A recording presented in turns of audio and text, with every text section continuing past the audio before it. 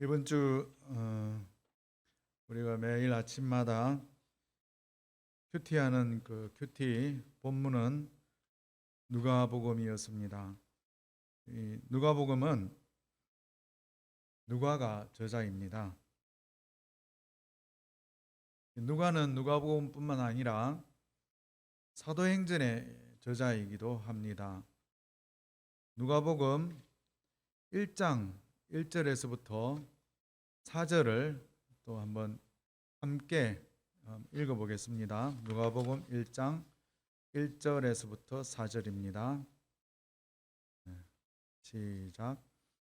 우리 중에 이루어진 사실에 대하여 처음부터 목격자와 말씀에 일꾼된 자들이 전하여 준 그대로 내력을 저술하려고 붓을 든 사람이 많은지라.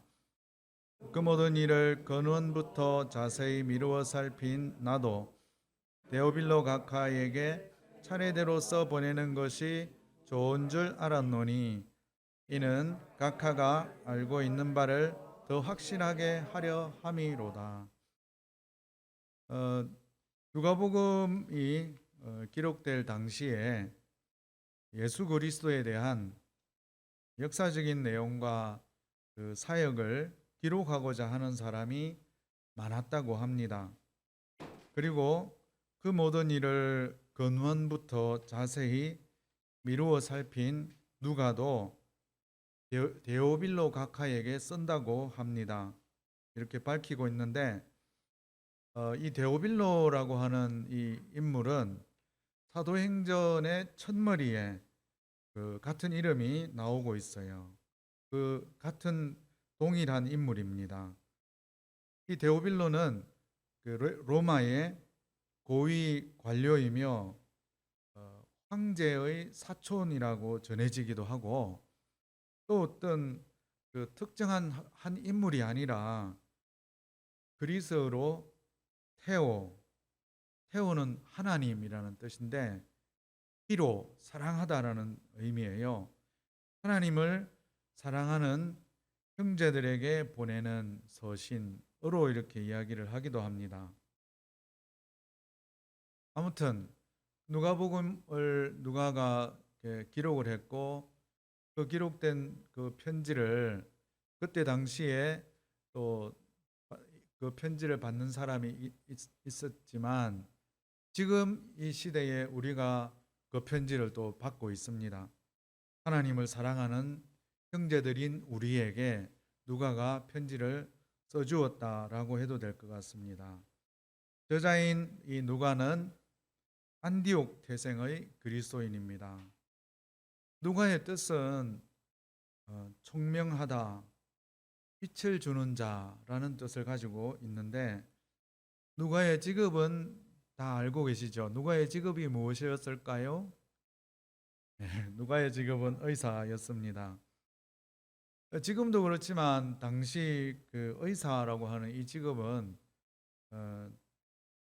지금보다도 더 이렇게 사회적으로 문화적으로 그 높은 지위에 있는 그런 직업이었다고 합니다. 그래서 그런지 이 누가복음서에는 다른 복음서에 비해서 뭐 풍부한 어휘 이런 표현이 또 나타나 있습니다.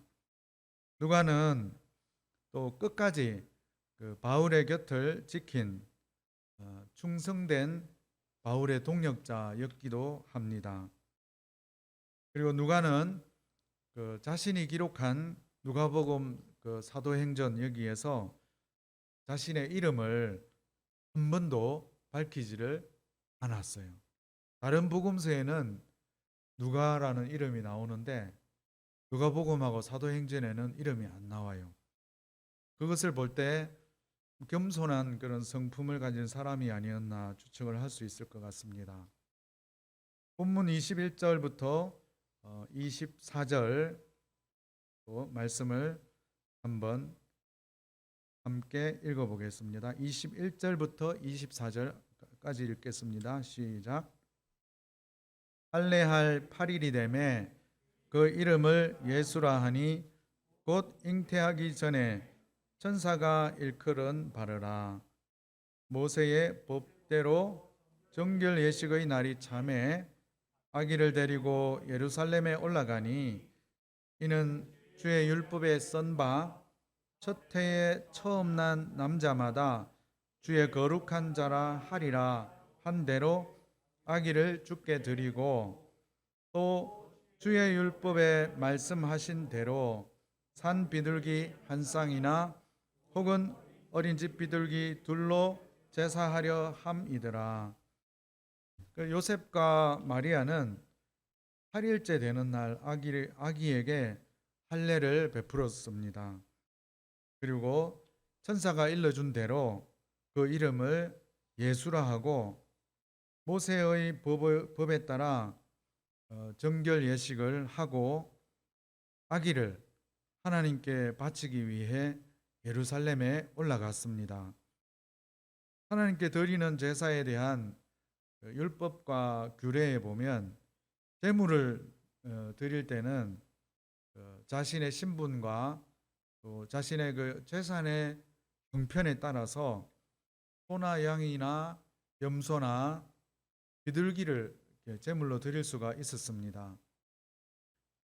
젊은 부부였던 요셉과 마리아는 가난했습니다. 양이나 염소도 드릴 수가 없었습니다. 그래서 산 비둘기 한 쌍이나 어린 집 비둘기 2마리를 드렸습니다. 25절부터 27절 함께 읽겠습니다. 시작. 예루살렘에 시므온이라 하는 사람이 있으니 이 사람은 의롭고 경건하여 이스라엘의 위로를 기다리는 자라. 성령이 그 위에 계시더라. 그가 주의 그리스도를 보기 전에는 죽지 아니하리라 하는 성령의 지시를 받았더니 성령의 감동으로 성전에 들어가매 마침 부모가 율법의 관례대로 행하고자 하여 그 아기 예수를 데리고 오는지라. 이 예루살렘에 시므온이라고 하는 사람이 있었는데 누가는 시므온에 대해서 3가지로 소개를 하고 있습니다. 첫 번째, 시므온은 의롭고 경건한 사람. 두 번째, 이스라엘이 받을 위로를 기다리는 사람. 세 번째는 성령이 그 위에 계시는 사람이었습니다. 여기서 의롭고 경건하다라는 그 의미는 종교적인 그 직무를 성실하고 충실히 감당하며 일상의 삶에서 흔들리지 않는다라는 의미라고 합니다.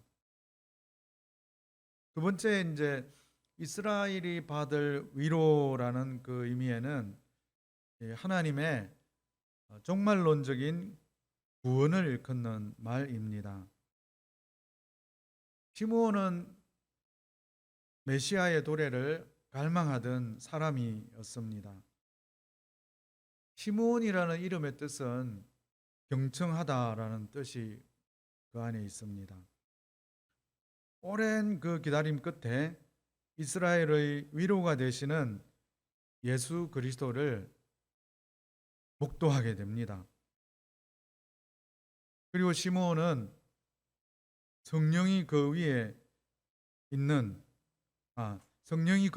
사람이라고 이렇게 3번째 표현을 했는데 성령의 감화 속에 살아가는 그런 사람이었습니다. 25절과 26절과 27절 말씀에 성령이라는 단어가 3번 반복이 돼요. 첫 번째는 성령이 그 위에 계시더라. 두 번째는 성령의 지시를 받았더니, 세 번째는 성령의 감동으로 성전에 들어가매, 이렇게 3번이 반복이 되는데 이 누가복음 전체를 볼 때도 성령께서 그 중심에 있다는 것을 누가복음을 보면 알 수가 있습니다. 누가가 기록한 사도행전도 마찬가지입니다. 사도행전을 우리가 성령행전이라고도 합니다. 마리아가 잉태한 것도 성령에 의한 것이었고, 마리아가 유대 산골에 사는 엘리사벳을 찾아갔었잖아요. 그때 뱃속에 아이가 뛰노는 것을 보고 엘리사벳이 성령이 충만하여 마리아를 축복하는 그 장면이 나오는데, 성령이 충만하여 축복했다고 나옵니다.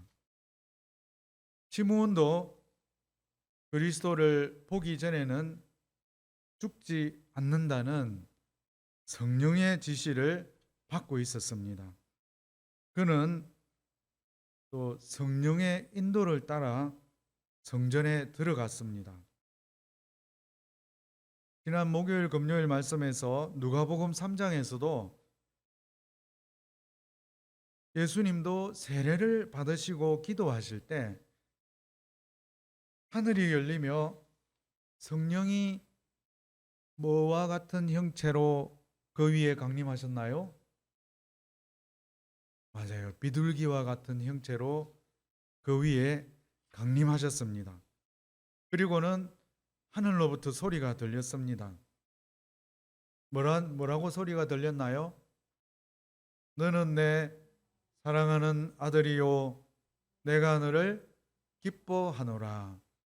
성령의 도우심으로 예수님은 하나님 나라의 왕으로, 그리고 고난받는 종의 모습으로 부름받으신 것입니다.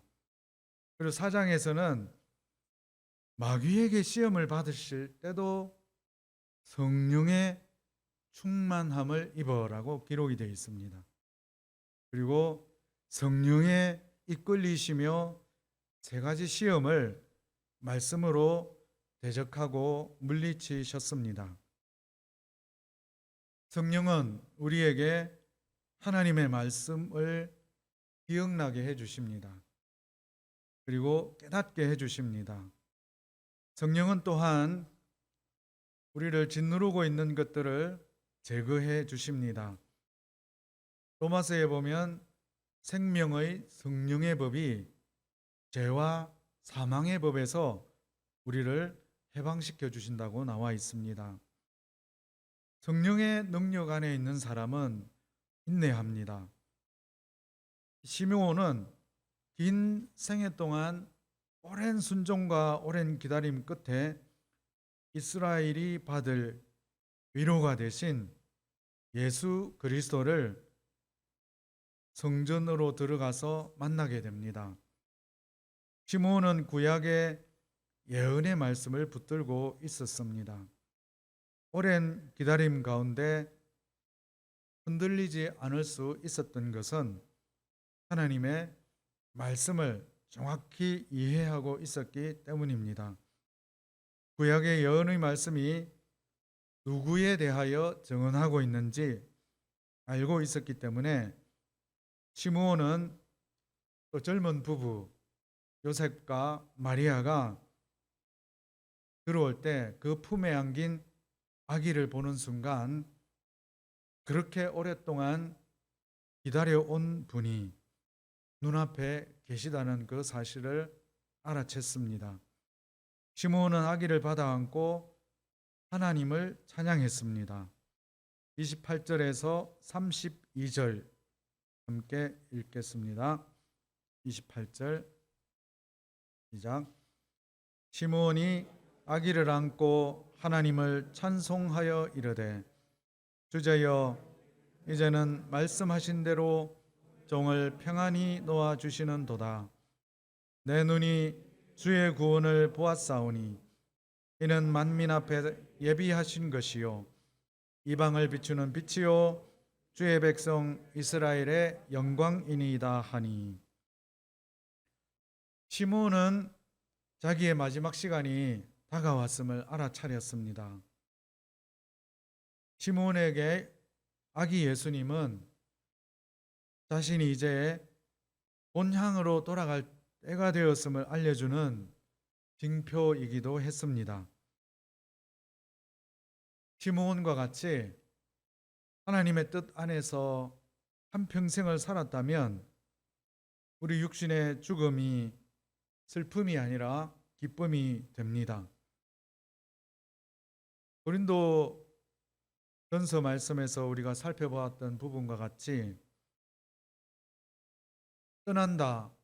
이 땅에서의 죽음을 어떻게 묘사했느냐 하면 전쟁이 승리로 끝나고 부모 형제가 기다리는 고향집을 가기 위해서 텐트를 정리하는 군인의 마음으로 표현이 되어 있는데 이것을 헬라어로는 떠나다의 의미를 가진 아날로세우스였습니다. 혹시 기억하십니까? 따라 해볼까요? 아날로세우스. 네, 그런 의미가 아날로세우스에 있습니다. 이스라엘 백성들을 이끌고 출애굽하여 가나안을 향해 40년을 걸어온 모세가 떠오릅니다. 모세는 느보산 봉우리에서 다시는 들어갈 수 없는 약속의 땅 가나안을 바라보며 담대히 하나님의 뜻을 받아들입니다. 시므온은 또 고백합니다. 내 눈이 주의 구원을 보았사오니 이는 만민 앞에 예비하신 것이요. 시므온이 이스라엘의 위로로 오신 예수님이 이스라엘만을 위해 오신 분이 아니라 만민의 위로자로 구원자로 오신 분으로 노래합니다. 누가복음 2장 10절에서도 천사가 목자들에게 이야기합니다. 온 백성에게 미칠 큰 기쁨의 좋은 소식을 전한다고 합니다. 여기서의 온 백성, 이것은 아직 예수님을 믿지 않는 사람들까지 다 포함하고 있는 것입니다. 지금같이 코로나가 계속 확산되어서 함께 모여서 예배를 할 수 없어서 온라인으로 이렇게 예배를 하고 있지만 우리가 하나님을 향해 걸어가던 그 걸음, 하나님이 주신 우리에게 복음의 증인으로서의 삶을 멈추게 할 수는 없는 것입니다. 시므온은 요셉과 마리아에게 이 아기가 이방을 비추는 빛이요 주의 백성 이스라엘의 영광이 될 것이라고 말합니다. 33절에서 35절도 함께 읽어보겠습니다. 시작. 그의 부모가 그에 대한 말들을 놀랍게 여기더라. 시므온이 그들에게 축복하고 그의 어머니 마리아에게 말하여 이르되 보라 이는 이스라엘 중 많은 사람을 패하거나 흥하게 하며 비방을 받는 표적이 되기 위하여 세움을 받았고 또 칼이 내 마음을 찌르듯 하리니 이는 여러 사람의 마음의 생각을 드러내려 함이니라 하더라.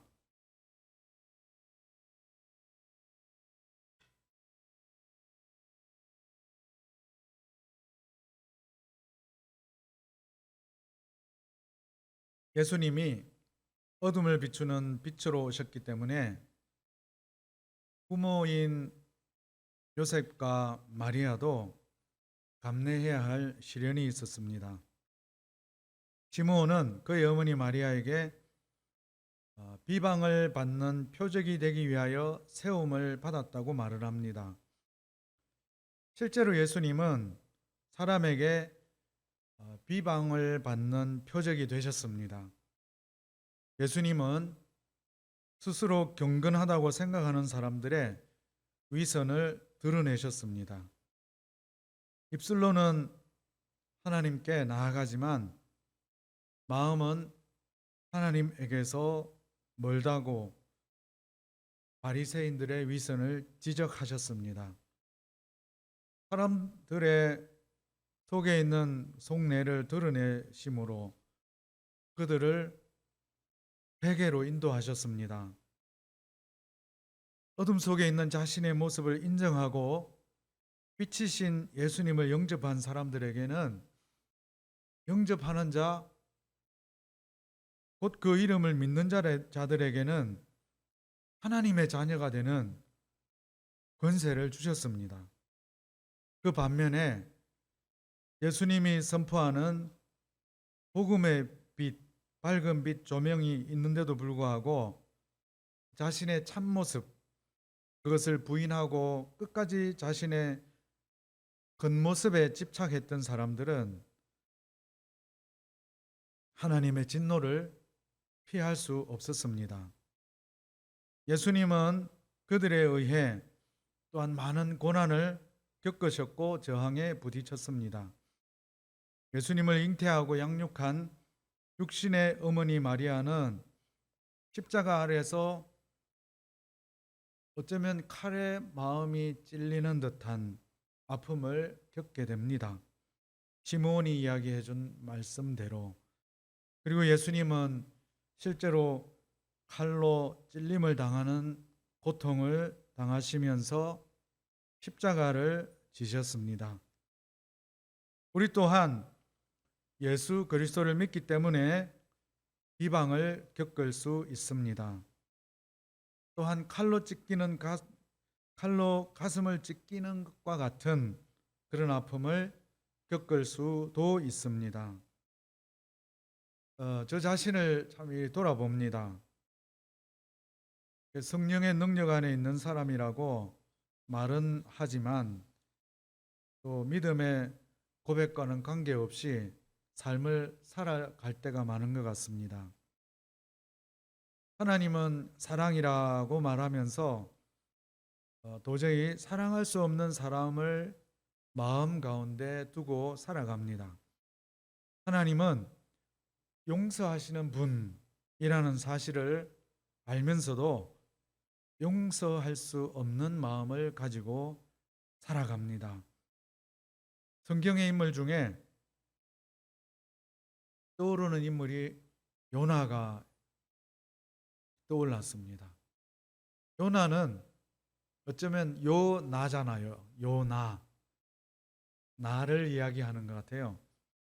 요나는 여호와의 음성을 들을 줄 아는 사람이었습니다. 그러나 여호와의 얼굴을 피하려고 어디로 갔습니까? 다시스로 갔죠.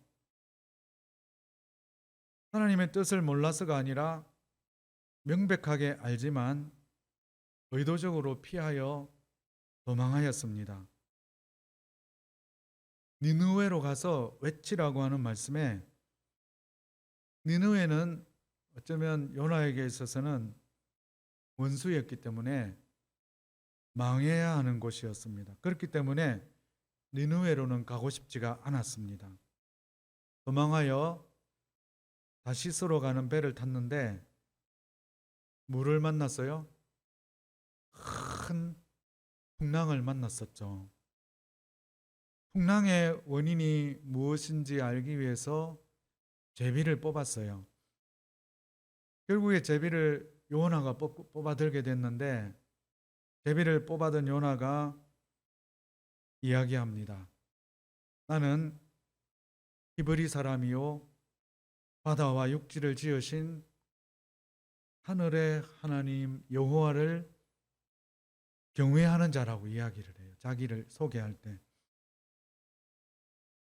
하나님을 경외하는 자라고 고백하지만 니느웨로부터 받은 그 아픔과 상처로 인해 니느웨를 사랑할 수가 없었습니다.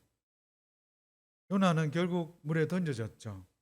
큰 물고기 뱃속에서 3일 동안 들어갔다가 살아납니다. 어쩔 수 없이 요나는 니느웨로 가서 외치죠. 뭐라고 외쳤습니까? 40일이 지나면 니느웨가 무너지리라. 그것만 했어요. 그렇게만 외쳤는데 니느웨가 금식하고 회개하며 여호와께 나옵니다. 하나님의 뜻을, 하나님이 그 그것을 보시고 뜻을 돌이키시고 용서해 주십니다. 그러자 요나는 매우 싫어했다고 나와 있어요. 그리고 분노했다고 요나서에 기록이 되어 있습니다. 그 이유는 북이스라엘을 멸망시킨 나라 니느웨가 바로 아수르의 수도였기 때문입니다. 니느웨는 성경에는 잘 안 나타나 있는데 나훔 2장에 보면 유다를 약탈하고 유다 백성을 살해하고 하나님을 거역하는 도성으로 소개합니다. 요나는 니느웨로부터 아픔을 경험했습니다. 그것 때문에 니느웨를 사랑하거나 용서하는 마음을 갖지 못했습니다. 이것을 보면 상처와 아픔은 용서하거나 사랑하지 못하게 하는 장애물이 되기도 합니다. 하나님은 니느웨를 아끼셨는데 요나는 하나님의 마음과 달랐습니다. 하나님을 사랑이라고 말을 하지만 제 마음에는 참 사랑할 수 없는 사람이 있습니다. 그런 니느웨와 같은 존재를 사랑하라, 용서하라 하는 주님의 그 말씀에 순종하는 것은 참 어렵습니다. 하나님이 요나를 부르신 이유는 니느웨를 구하기 위한 것도 있지만 요나를 향한 하나님의 사랑의 표현이기도 했습니다. 다른 사람을 보낼 수도 있지만 요나를 보내신 것은 요나가 하나님의 눈과 사람의 마음을 가지고 살아가기를 원하셨기 때문입니다. 요나는 니느웨 성에 무슨 일이 일어나는지를 보려고 앉았습니다. 그때 하나님께서 준비하신 것이 박넝쿨이었습니다. 그것은 어쩌면 소품과도 같은 것이었습니다. 그것이 태양의 뜨거움에서 요나를 가리게 해주어서 뜨거움을 피하게 해주었었는데 요나는 참 그 상황에서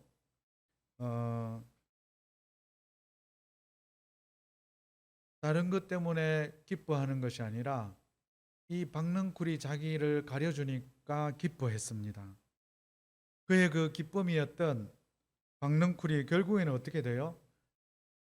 동풍이 불어서 시들어 버리잖아요. 그리고 요나는 하나님께 또 불평을 합니다. 하나님께서 요나에게 말합니다. 요나서 마지막 말씀 화면에 떠나요? 함께 읽어볼까요? 시작. 내가 하룻밤에 말라버린 이 박넝쿨을 아꼈거든. 하물며 이 큰 성읍 니느웨에는 좌우를 분별하지 못하는 자가 12만여 명이요 가축도 많이 있나니 내가 어찌 아끼지 아니하겠느냐. 요나서는 이렇게 해서 끝이 나요. 결론이 없어요. 사장에서 끝이 납니다. 아마 그 다음 그 선택은 성경을 읽는 우리에게 몫으로 남겨주신 것 같아요. 사도행전 28장도 사실은 결론 없이 끝이 납니다. 아마 그 다음은 우리 보고 그것을 기록해 가라고 주신 숙제이기도 한 것 같습니다. 저는 오늘 이 말씀을 준비하면서 한 주 내내 저 마음에서 계속 떠나지 않는 찬양이 하나 있었어요.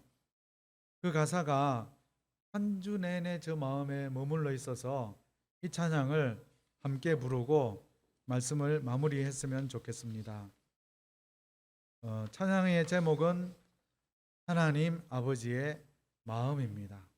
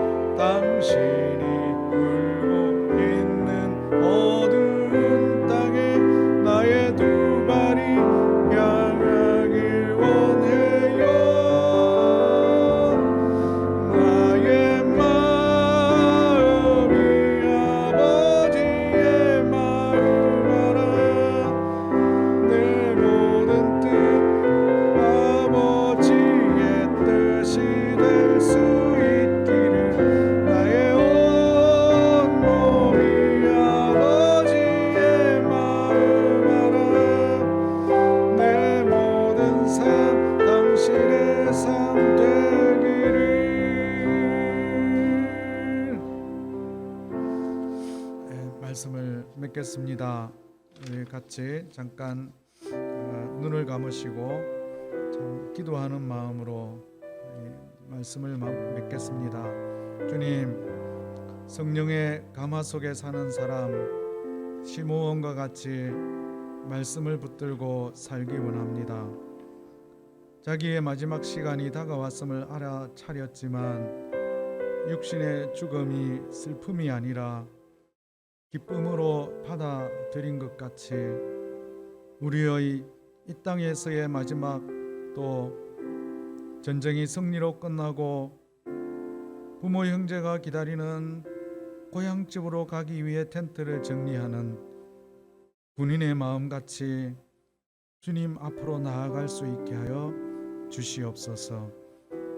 하나님이 보시는 눈으로 형제 자매를 보게 하여 주시옵소서. 하나님이 보시는 마음으로 형제를 보고 이웃을 보고 나라를 보게 하여 주시옵소서.